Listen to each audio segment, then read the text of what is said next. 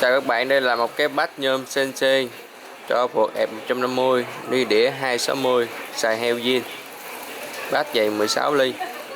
Bên mình tiện sẵn hai cục này luôn, hai cục giữ heo và chỉ tháo heo zin ra gắn vô, gắn bố vô. Đây là nhôm 6 chạy CNC, họa tiết rất là đẹp và chuẩn.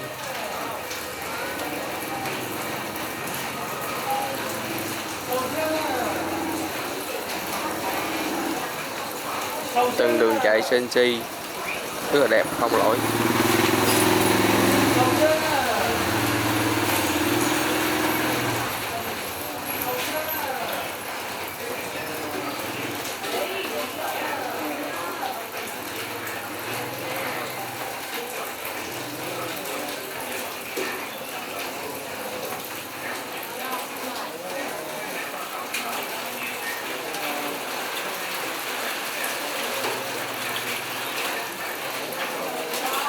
Đây là bát cho ẹp 150 đi đĩa 260 xài heo zin. Thank you.